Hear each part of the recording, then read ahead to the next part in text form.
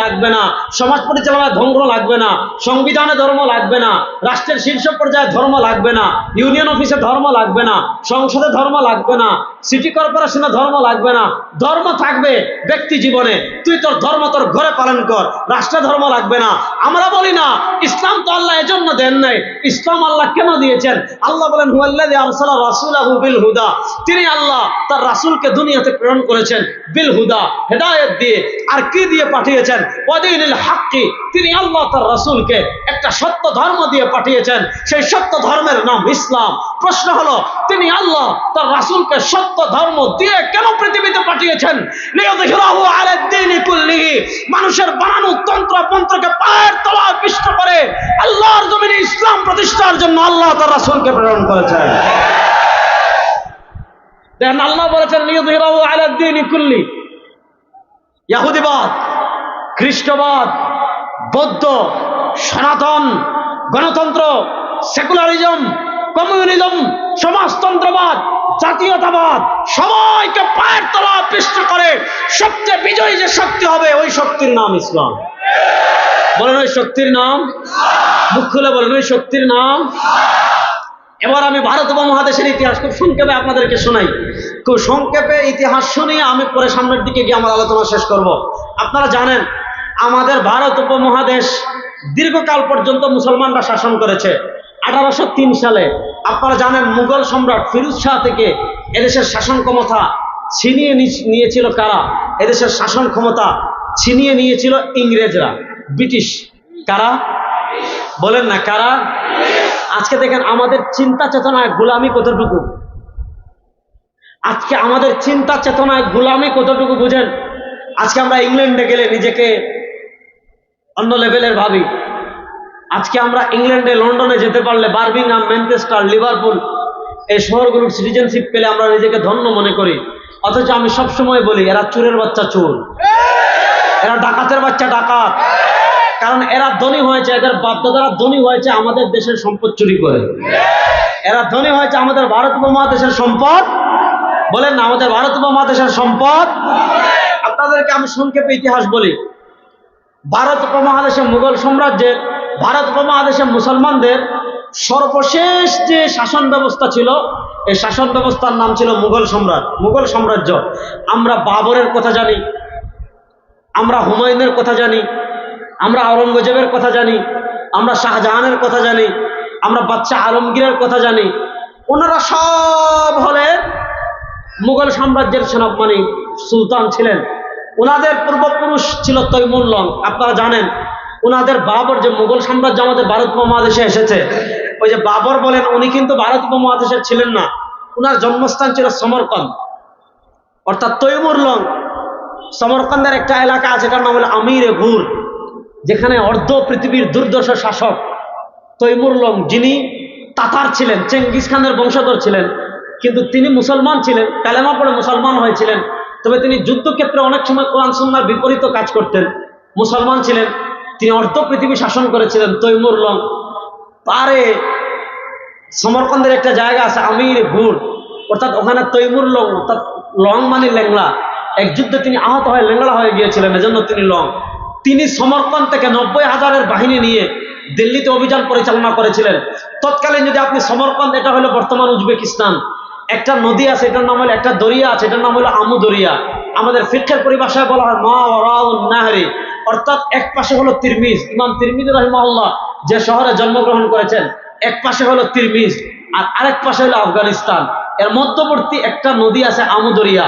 নদীর এক পার হলো যেখানে উম্মার সিংহ সন্তানরা বসবাস করে, আফগানিস্তান। আর আরেক পার হলো তিরমিজ, বুখারা, সমরকন্দ, তাশকন্দ, আসফাহান, এই যে শহরগুলো যেগুলো হলো ইলমের প্রাণকেন্দ্র। ওই সমরকন্দের এক জায়গা আছে আমির গুর, যেখানে তৈমুর লংয়ের কবর আছে। অর্ধ পৃথিবীর দুর্দর্শ শাসক ছিলেন তৈমুর লং।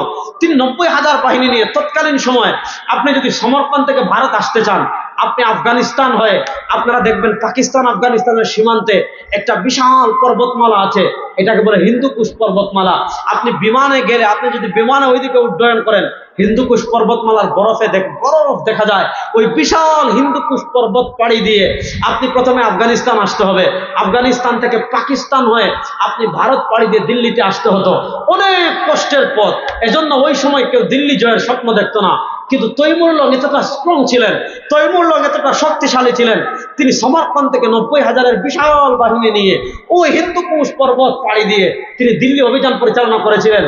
দিল্লি তিনি দখল করেছিলেন, দিল্লি দখল করে মানুষ হত্যা করে, এত বেশি মানুষ মেরেছিলেন, মানুষের মাথা কেটে মানুষের মাথা দিয়ে স্তূপ জমা করেছিলেন, অর্থাৎ কাটা মাথা জমা করা হয়েছিল, মাথার স্তূপ জমা হয়ে গিয়েছিল।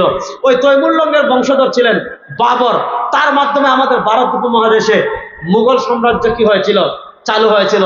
ওই মুঘল সাম্রাজ্যে আমরা অনেক ভালো ভালো সম্রাট ছিলেন।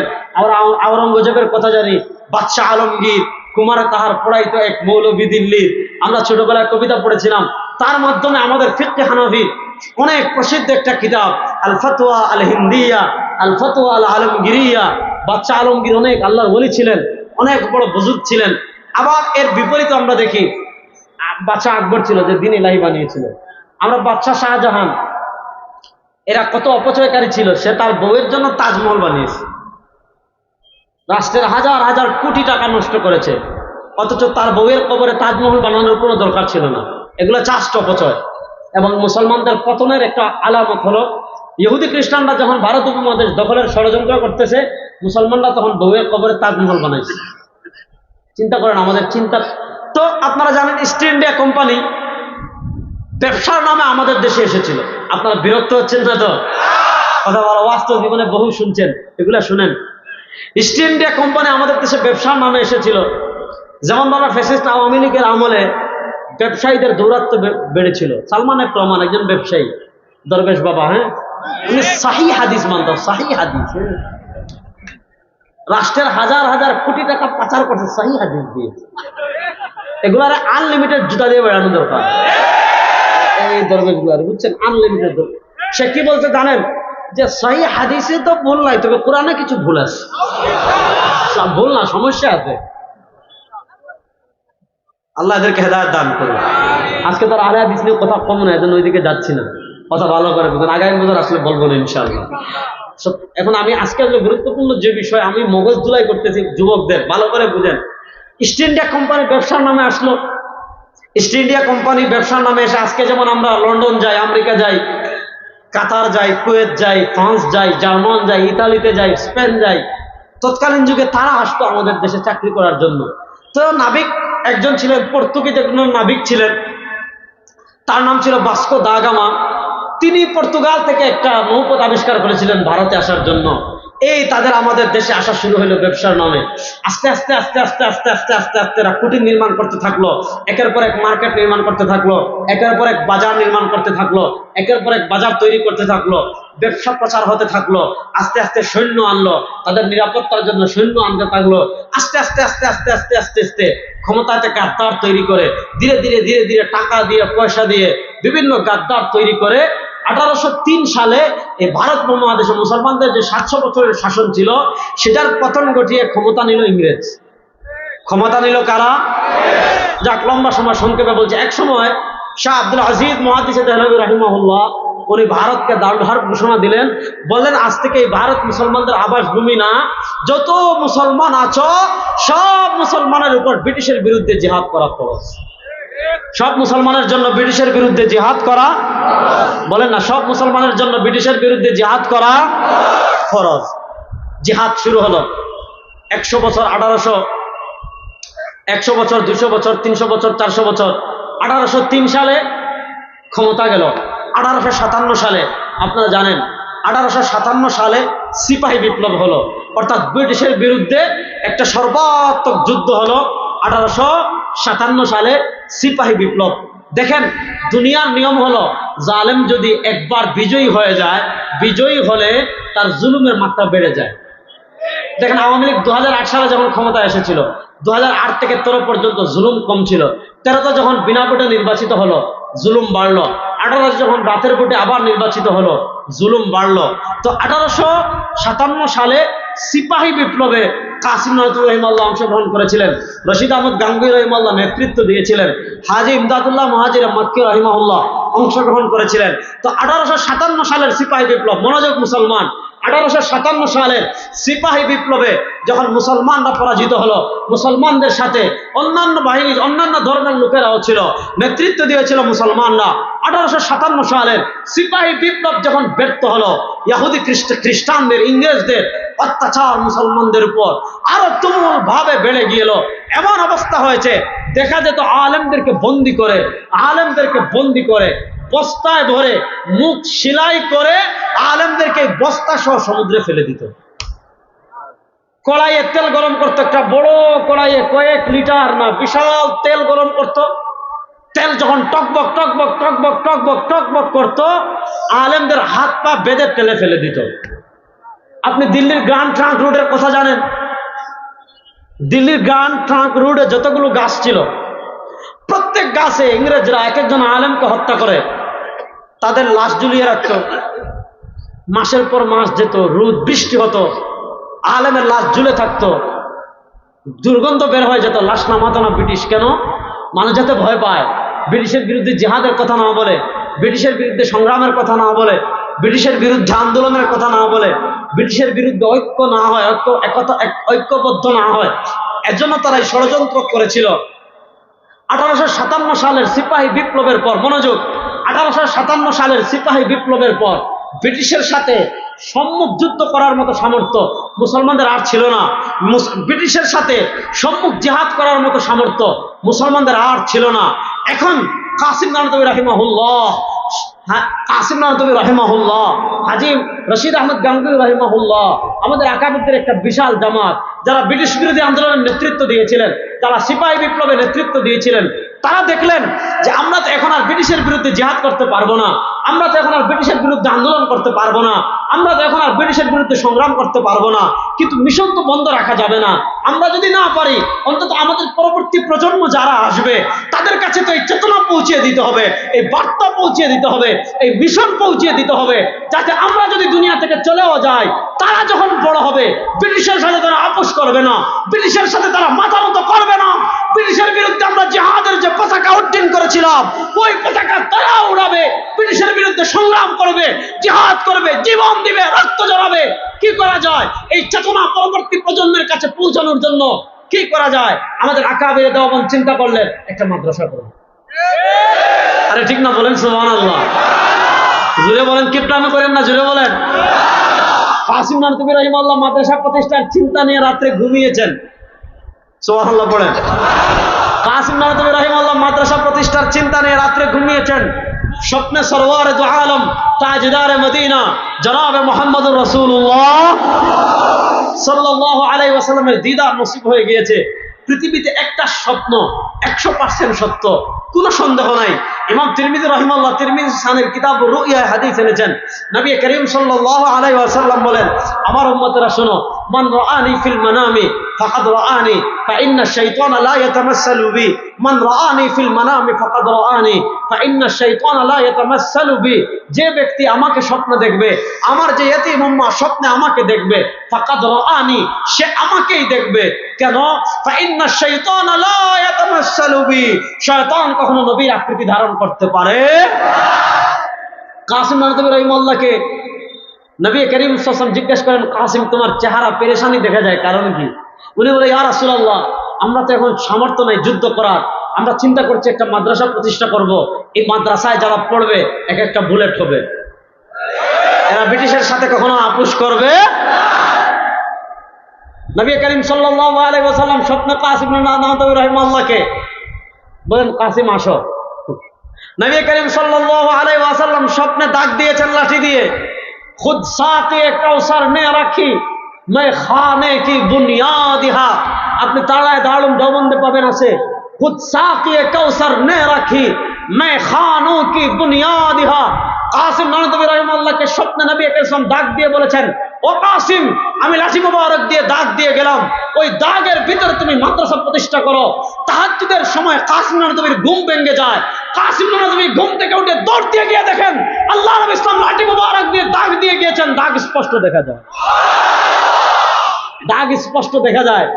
ওই দাগ যেটা যেখানে দিয়ে গিয়েছেন, ওই দাগ যেখানে, ওই দাগের ভিতর মাত্র একজন উস্তাদ আর একজন ছাত্র, সুবহানাল্লাহ পড়েন, মাত্র একজন উস্তাদ মোল্লা মাহমুদ, মাত্র একজন ছাত্র মাহমুদ হাসান। এই দুই মাহমুদ দিয়ে দারুল দেওবন্দের সূচনা হয়েছিল।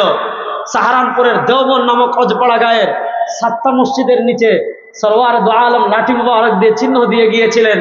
ওই চিহ্নের ভিতরে এক মোল্লা মাহমুদ, তিনি ছিলেন উস্তাদ, আর এক ছাত্র মাহমুদ হাসান, তিনি ছিলেন ছাত্র। এটা দিয়ে দারুল দেওবন্দের সূচনা হয়েছিল। শেখুল ইসলাম তাকি উসমানী হাফিজাহুল্লাহ বলেছেন, আমি সারা দুনিয়া দুইবার ঘুরেছি, সারা পৃথিবী আমি দুইবার ঘুরেছি। আমি পৃথিবীর যত জায়গায় গিয়েছি, পৃথিবীর যেই প্রান্তে গিয়েছি, পৃথিবীর যেই জায়গায় গিয়েছি, যেখানে গিয়ে দেখেছি যারা ইসলামের খিদমত করছে, যারা যেখানে গিয়ে দেখেছি যারা দ্বীনের কাজ করছে, যারা যেখানে গিয়ে দেখেছি যারা কোরআনের খিদমত করছে, তাকি উসমানী বলেন আমি দেখেছি তারা কোনো না কোনো ভাবে দেওবন্দের সাথে সম্পৃক্ত, কোনো না কোনো ভাবে। এক উস্তাদ আর এক ছাত্র দিয়ে একটা প্রতিষ্ঠানের সূচনা হয়েছে।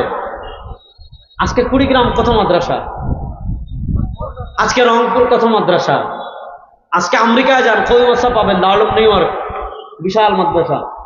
আজকে লন্ডনের গলিতে গলিতে কই মাদ্রাসা পাবেন, কানাডায় পাবেন, ফ্রান্সে পাবেন, জার্মানে পাবেন, জাপানে পাবেন, আফ্রিকায় পাবেন। পৃথিবীর যত জায়গায় মুসলমান আছে সেখানে কই মাদ্রাসা আছে। সুবহানাল্লাহটা বড় আস্তে বলে, এতে আমরা খুশি না বেজার? 1857 সালে, 1866 সালে, 57 সালে সিপাহী বিপ্লব ব্যর্থ হলো, 1866 সালে দারুল দেওবন্দ প্রতিষ্ঠা হলো। কথা ভালো করে বুঝেন। দারুল দেওবন্দের প্রথম ছাত্র ছিলেন মাহমুদ হাসান। বলেন দারুল দেওবন্দের প্রথম ছাত্র ছিলেন, বলেন দারুল দেওবন্দের প্রথম ছাত্র ছিলেন, মুখ খুলে বলেন না, দারুল দেওবন্দের প্রথম ছাত্র ছিলেন। তিনি তো প্রথম ছাত্র ছিলেন মাহমুদ হাসান। পরবর্তীতে তিনি কি হয়েছেন জানেন? তিনি হয়েছেন শেখুল হিন্দ মাহমুদ হাসান। শেখুল হিন্দ মাহমুদ হাসান কে জানেন?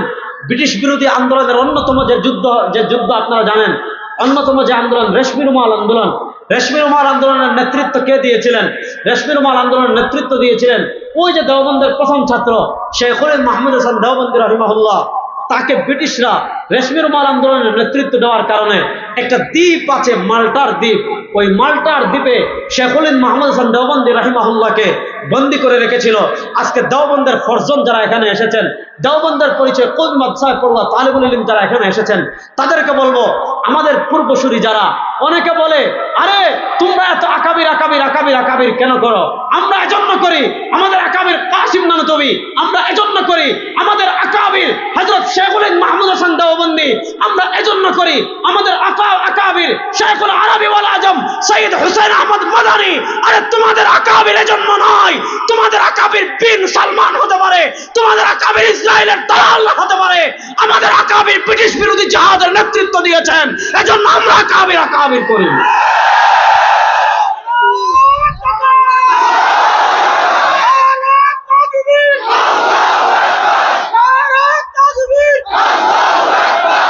কথা ভালো করে বুঝেন।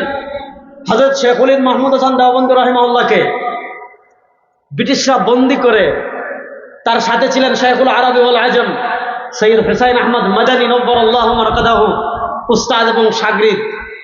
আল্লাহু আকবার।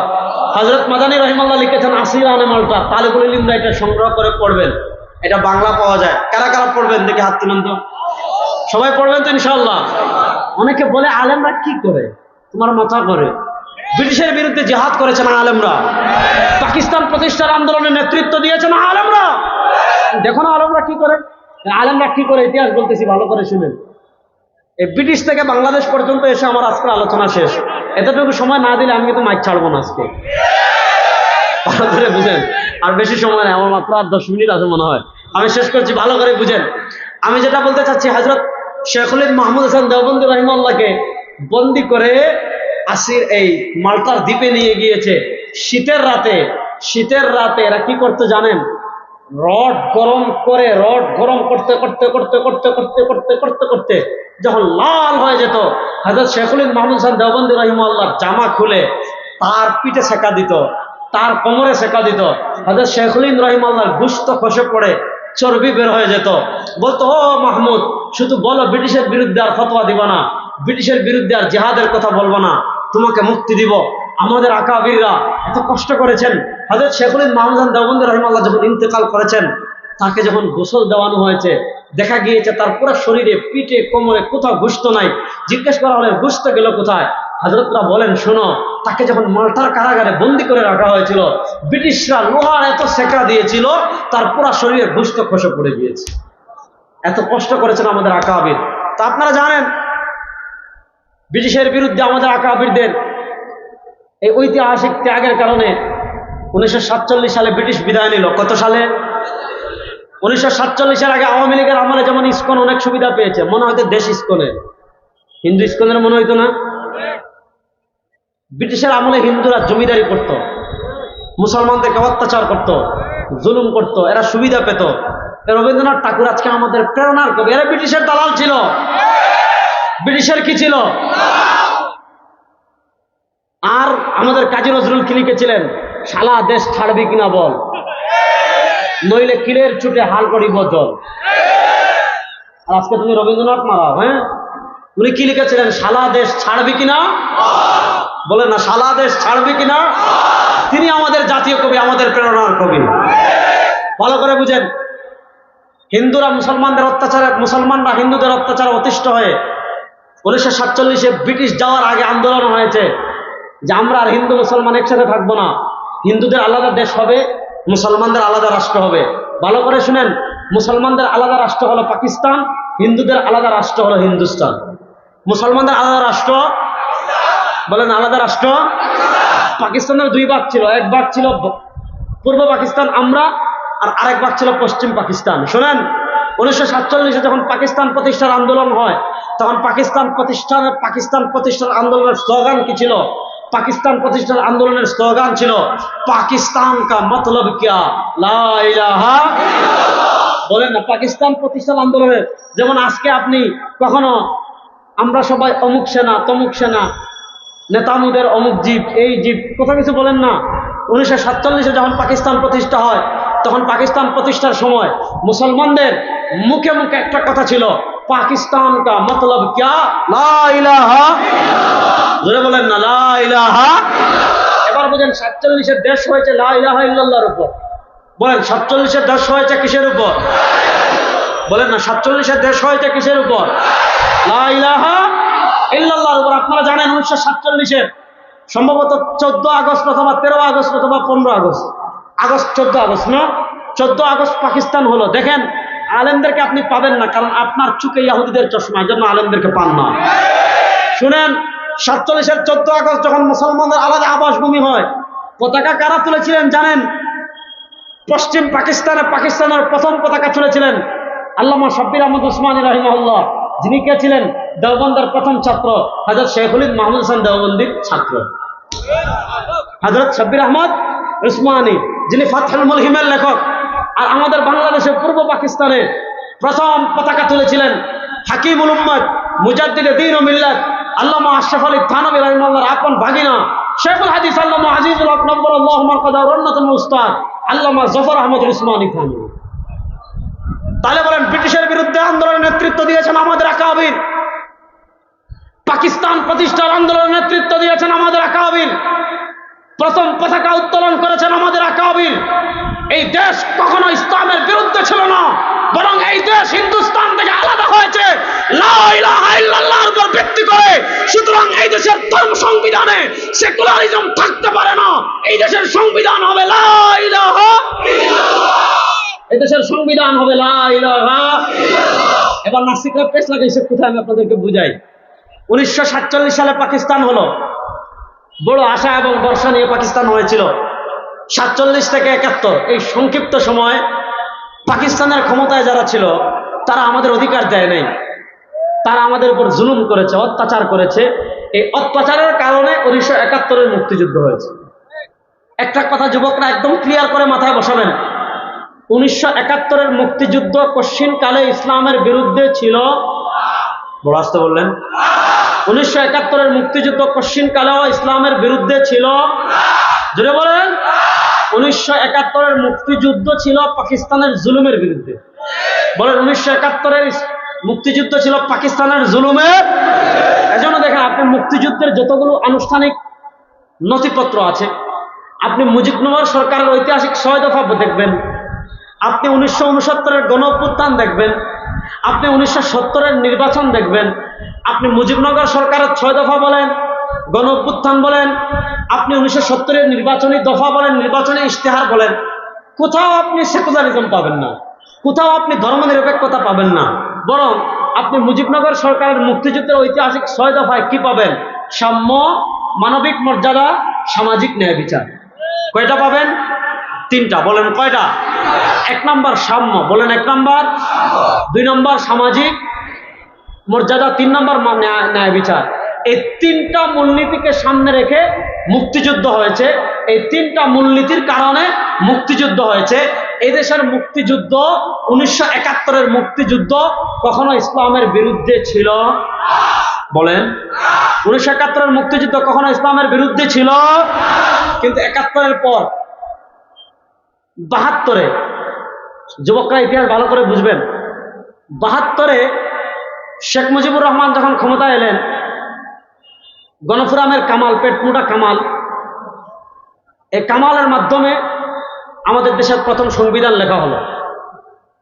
কামাল সংবিধান লিখেছে বাংলাদেশে বসে না, ভারতে বসে। কোথায়? খবর জানেন এগুলো? এই 72-এর সংবিধানে কামাল সাহেব প্রথম আনলেন সেকুলারিজম, ধর্মনিরপেক্ষতা। 72-এর আগে আমাদের মুক্তিযোদ্ধারাও এটা জানতো না যে তারা সেকুলারিজমের জন্য মুক্তিযুদ্ধ করেছে, ধর্মনিরপেক্ষ রাষ্ট্র প্রতিষ্ঠার জন্য মুক্তিযুদ্ধ করেছে, তারা জুলুমের বিরুদ্ধে জিহাদ করেছে। কিন্তু 72-এ তারা এসে প্রথম জানলো যে আমরা যুদ্ধটা করেছি মূলত ধর্মনিরপেক্ষ রাষ্ট্রের জন্য। আপনি জানেন, শেখ মুজিব সাহেব 72-এর সংবিধানে তিনি সেকুলারিজম, ধর্মনিরপেক্ষতা যোগ করলেন। সংবিধানের 5ম সংশোধনী হলো, 5ম সংশোধনী সম্ভবত জিয়াউর রহমান সাহেবের আমলে হয়েছিল। উনি সেকুলারিজম বাদ দিয়ে সংবিধানে আল্লাহর উপর পূর্ণ আস্থা এবং বিশ্বাস যোগ করলেন। আল্লাহর উপর পূর্ণ আস্থা এবং বিশ্বাস, এটা আমাদের ঈমান। বলেন আল্লাহর উপর পূর্ণ আস্থা এবং বিশ্বাস, এটা আমাদের, মুখ খুলে বলেন। আল্লাহর উপর পূর্ণ আস্থা এবং বিশ্বাস যদি কারো না থাকে, আল্লাহর উপর পূর্ণ আস্থা এবং বিশ্বাস নিয়ে কারো যদি সন্দেহ থাকে, সে মুসলমান না কাফের? আসতে বলেন, সে মুসলমান না কাফের? তাহলে সংবিধানের 5ম সংশোধনী থেকে 2008 সাল পর্যন্ত এই দীর্ঘ সময় আমাদের দেশের সংবিধানে ধর্মনিরপেক্ষতা ছিল না। আমাদের দেশের সংবিধানে ছিল আল্লাহর উপর পূর্ণ আস্থা এবং বিশ্বাস। এমনকি আওয়ামী লীগ 1996 থেকে নিয়ে, ভালো করে যুবকরা শুনবেন, আওয়ামী লীগ 1996 থেকে শুরু করে 2001 সাল পর্যন্ত আওয়ামী লীগ এদেশের রাষ্ট্র ক্ষমতায় ছিল। ওই ক্ষমতায় থাকার সময়ও তারা আল্লাহর উপর পূর্ণ আস্থা এবং বিশ্বাস বাদ দেয় নাই, তারা আল্লাহর উপর সেকুলারিজমকে যোগ করে নাই। 2008 সালে বিচারপতি খায়রুল কবির, আওয়ামী লীগ যখন ক্ষমতায় এসেছে, প্রধান বিচারপতি খায়রুল কবির নিজে স্বপ্রণোদিত হয়ে হাইকোর্টের, সুপ্রিম কোর্টের মাধ্যমে আল্লাহর উপর পূর্ণ আস্থা এবং বিশ্বাস যোগ বাদ দিয়ে সেকুলারিজমকে আমাদের দেশের সংবিধানে যোগ করেছিল। আমরা প্রথমে সুস্পষ্ট ভাষায় বলতে চাই, এই খায়রুল কবির নামক ভারতের দালাল যারা ছিল, যারা এই দেশের সংবিধান থেকে আল্লাহর উপর পূর্ণ আস্থা এবং বিশ্বাসকে বাদ দিয়ে এই দেশের সংবিধানে সেকুলারিজম যোগ করেছিল, ওই সকল ভারতীয় দালালদেরকে বিচারের আওতায় আনতে হবে। আর আমাদের সংবিধান থেকে সেকুলারিজম বাদ দিতে হবে। এই দেশের সংবিধানে আল্লাহর উপর পূর্ণ আস্থা এবং বিশ্বাস থাকুক, এটা আমরা চান কি চান না? কারা কারা চান সংবিধানে আল্লাহর উপর পূর্ণ আস্থা এবং বিশ্বাস থাকুক? এটা আমরা চাই কি চাই না? আমরা দেশের সংখ্যাগরিষ্ঠ মানুষ মুসলমান, এই ধর্মনিরপেক্ষতা এবং ভণ্ডামি আমরা আর দেখতে চাই না। আমাদের ঈমান আল্লাহর উপর এবং আল্লাহর উপর পূর্ণ আস্থা এবং বিশ্বাস, এই ধারা সংবিধান থেকে যারা বাতিল করেছে তাদেরকে বিচারের আওতায় আনতে হবে এবং আল্লাহর উপর পূর্ণ আস্থা এবং বিশ্বাস আবার সংবিধানে যোগ করতে হবে। আপনারা জানেন সংবিধান সংশোধন হবে, ইতিমধ্যে কমিশন গঠন হয়েছে। আমাদের মুসলমানদের প্রাণের দাবি হলো আল্লাহর উপর পূর্ণ আস্থা এবং বিশ্বাস আবার সংবিধানে যুক্ত হোক। এটা আপনারা চান কি চান না? এবার আসেন, ব্রিটিশরা বিদায় নিয়েছে 1947-এ। এটা আমার শেষ কথা। ব্রিটিশরা বিদায় নিয়েছে কত সালে? জুড়ে বলেন। এদিকে 1924 খিলাফা পতন, মনোযোগ। 1924-এ খিলাফা পতন তুরস্কে। কামাল আতাতুর্ক, কামাল পাশা তুরস্কে খিলাফা বিলুপ্ত করে সেকুলারিজম প্রতিষ্ঠা করলো। এদিকে ভারত উপমহাদেশে 1947 সালে ব্রিটিশ বিদায় নিল। মুসলমানদের জন্য আলাদা ভূমি হলো পাকিস্তান, হিন্দুদের জন্য আলাদা ভূমি হলো হিন্দুস্তান। ব্রিটিশরা 1947 সালে বিদায় নিয়েছে, ঠিক আছে, কিন্তু বিদায় নেওয়ার আগে আমাদের মাথায় কিছু মারাত্মক ভ্যাকসিন রেখে গিয়েছে। আচ্ছা বলেন, ব্রিটিশরা দেশের মালিক ছিল না ডাকাত ছিল? যুবকরা বলেন, যাদের মাথায় টুপি নেই তারা জুড়ে বলেন তো। ব্রিটিশরা দেশের মালিক ছিল না ডাকাত ছিল? এখন ডাকাতরা যেগুলো আপনাদের মাথায় চাপিয়ে দিয়ে গিয়েছে, এই ডাকাতদের চাপিয়ে দেওয়া এই জিনিসগুলো আপনারা এখনো মানতে চান? কথা বুঝে বুঝেন। আবার বলেন, প্রশ্ন আবার করি, ব্রিটিশরা দেশের মালিক ছিল না ডাকাত ছিল? জুড়ে বলেন। ব্রিটিশরা মালিক ছিল নাকি ডাকাত ছিল? এখন ডাকাতরা আপনার ঘর ডাকাতি করে, আপনার বাড়ি ডাকাতি করে, আপনার উপর একটা জিনিস চাপিয়ে দিয়ে গিয়েছে, আপনারা ডাকাতেরটা মানবেন না, উষ্টা মেরে লাত্তি মেরে নিচে ফেলবেন। এখন দেখেন, ব্রিটিশরা গিয়েছে ঠিক, কিন্তু কিছু ভ্যাকসিন দিয়ে গিয়েছে। যেমন দেখেন, আচ্ছা বলেন, আমাদের দেশে দেশ স্বাধীন হওয়ার 52 বছর 53 বছর হলো। এই 53 বছরে আমাদের দেশের আদালতে ন্যায় বিচার প্রতিষ্ঠা হয়েছে? যুবকরা বলেন, জুড়ে বলেন। ন্যায় বিচার প্রতিষ্ঠা হয়েছে?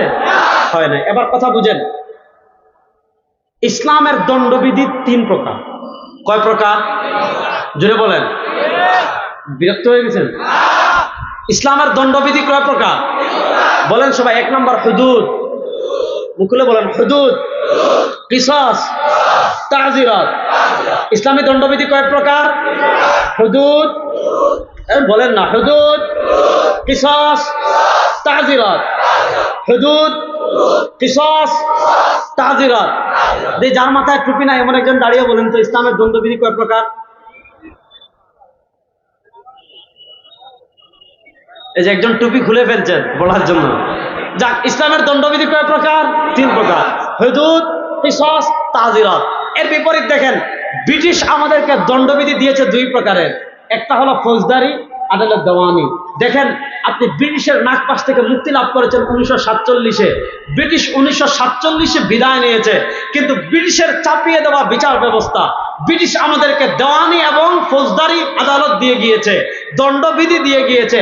এবার বলেন, ব্রিটিশের চাপিয়ে দেওয়া দণ্ডবিধি দিয়ে আপনি 1971 সাল থেকে নিয়ে আজকে 2024 সাল পর্যন্ত ব্রিটিশের চাপিয়ে দেওয়া দণ্ডবিধি আপনি পরীক্ষা করলেন, এই দেশে ইনসাফ প্রতিষ্ঠা করতে পেরেছেন? বলেন, হুজুর আসলে আমি ছেড়ে দিব, আমার দিকে তাকান। আপনি ইনসাফ প্রতিষ্ঠা করতে পারছেন? আপনি ন্যায় বিচার প্রতিষ্ঠা করতে পারছেন? এবার বলেন, আপনি ব্রিটিশের দণ্ডবিধি চান না ইসলামের দণ্ডবিধি চান?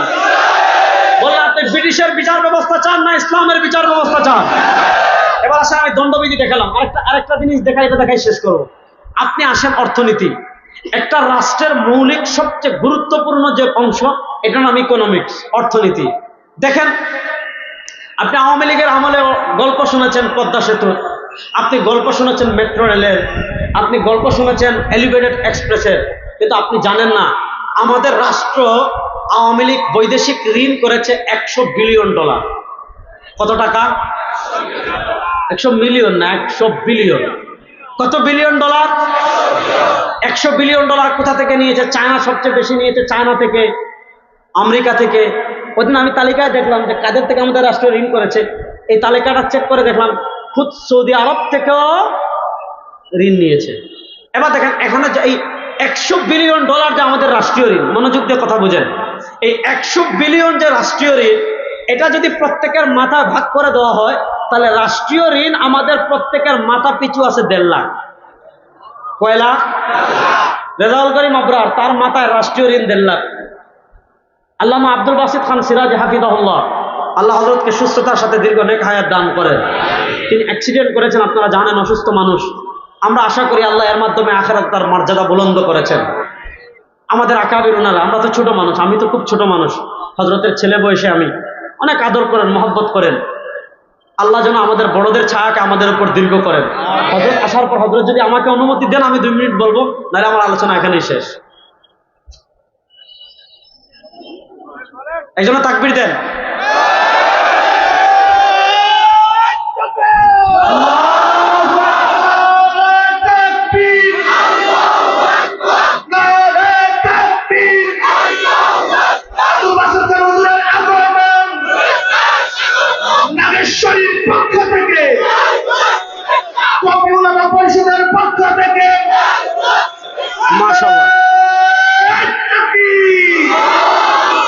হযরত থেকে আমি অনুমতি নিয়েছি, আমার কথা শেষ করছি এখানে। দেখেন আমি যেটা বললাম ইকোনমিক্সের ব্যাপার, আমাদের দেশের রাষ্ট্রীয় ঋণ কত বিলিয়ন ডলার বলছিলাম? 100 বিলিয়ন ডলার। এই 100 বিলিয়ন ডলার যদি আপনি প্রত্যেকের মাথায় ভাগ করে দেন, আব্দুল বাসিত খান হাফিজুল্লাহর মাথায় 1.5 লাখ টাকা, আমার মাথায় 1.5 লাখ টাকা। এবার আপনারা বলেন সুদ হালাল না হারাম? আর কথা বলছেন না, বলেন সুদ হালাল না হারাম? এবার বলেন কোন রাষ্ট্রের অর্থনীতির ভিত্তি যদি হয় সুদের উপর, এই রাষ্ট্রের উপর আল্লাহর রহমত পড়বে না গজব পড়বে? এবার দেখেন আমাদের বাংলাদেশে এই যে 100 বিলিয়ন ডলার, আপনারা দেখবেন বাংলাদেশে এই লুটপাট করার জন্য, টাকা পাচার করার জন্য প্রত্যেক বছর যখন বাজেট পেশ করা হয়, বাজেটে ঘাটতি দেখায়। কারণ ঘাটতি মানে কি? বাজেটে করবে বড়, টাকা নাই, ঘাটতি দেখাবে। এই ঘাটতি পূরণ করার জন্য তারা ঋণ করে। ঋণ মানেই লুটপাট, ঋণ মানেই পাচার, ঋণ মানেই সুদ। এবার দেখেন আপনি বলেন 92% মুসলমানের দেশ, কিন্তু এই 92% মুসলমানের দেশের অর্থনীতি দাঁড়িয়ে আছে সুদের উপর। এবার বলেন সুদ হালাল না হারাম? এবার বলেন যে দেশের অর্থনীতি সুদ ভিত্তিক হবে, এই দেশের উপর আল্লাহর রহমত পড়বে না গজব পড়বে? এবার আপনি আমাকে বলতে পারেন যে আপনার হুজুর আপনি ইকোনমিক্সের ইলম দেখাচ্ছেন, এখন তো বিশ্ব ব্যাংক অর্থনীতি নিয়ন্ত্রণ করে। এখন পুঁজিবাদী অর্থনীতির যুগে সুদভিত্তিক অর্থনীতি ছাড়া একটা রাষ্ট্র চলতে পারে না, একটা রাষ্ট্র আগাতে পারে না। আমি বলবো না সুদ ছাড়াও যে রাষ্ট্র আগাতে পারে, এটা বোঝানোর জন্য আমি খেলাফতে রাশেদার কথা বলবো না, খেলাফতে উমাইয়া আব্বাসীর কথা বলবো না। আরে এই যুগে পুঁজিবাদী অর্থনীতির নাক পাশ ছিন্ন করে আপনার সুদ ছাড়া একটা রাষ্ট্রের মৌলিক কাঠামো অর্থনীতির দাঁড়াতে পারে, এর সবচেয়ে বড় উপমা আফগানিস্তান। এর সবচেয়ে বড় উপমা কোন রাষ্ট্র? আফগানিস্তান। আপনি দেখেছেন বিশ্ব ব্যাংক এদের রিজার্ভ আটকিয়ে রেখেছে। আফগানিস্তানের যে রিজার্ভ বিশ্ব ব্যাংক আটকিয়ে রেখেছে, তাদের যে মৌলিক দেশের যে টাকা ব্যাংক এটা আটকিয়ে রেখেছে। কেউ তাদের সাথে এক্সপোর্ট ইম্পোর্ট ব্যবসা করে না, কেউ তাদেরকে স্বীকৃতি দেয় না। 2021 সালে আমেরিকা যখন পলায়ন করে, এরা মনে করেছিল যে আমরা চলে যাওয়ার পরে এরা ভিক্ষার থলি নিয়ে আমাদের কাছে আসবে, ডলার পাবে কই? রিজার্ভ নাই, টাকা নাই, ডলার নাই, এরা তো ভিক্ষার থলি নিয়ে ফিরে আসবে। কিন্তু আফগানিস্তানের তালিবানরা দেখিয়েছে যাদের সাথে আল্লাহ আছে এদেরকে দুনিয়ার কেউ পরাজিত করতে পারে না।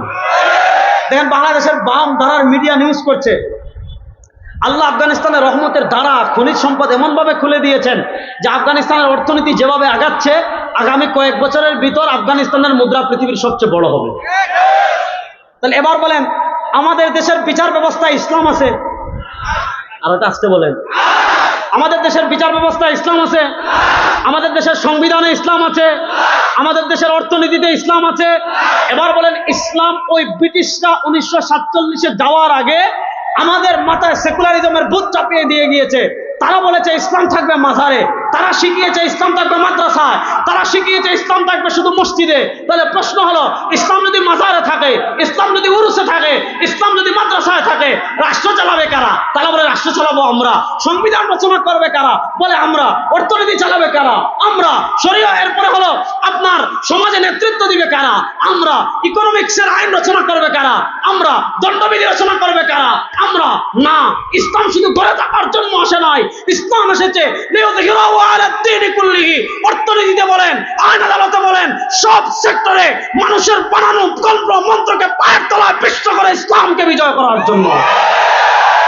এবার যুবকরা যারা আছেন তারা বলেন বাংলাদেশের সুযোগ এসেছে। এবার 2024 সালের জুলাই আগস্টের রক্তক্ষয়ী এই গণ অভ্যুত্থানে আলেমরা কেমনে ছিলেন, ইসলামপন্থী মানুষ কেমনে ছিল, আমাদের রক্তের উপর এই দেশ ফ্যাসিবাদ মুক্ত হয়েছে।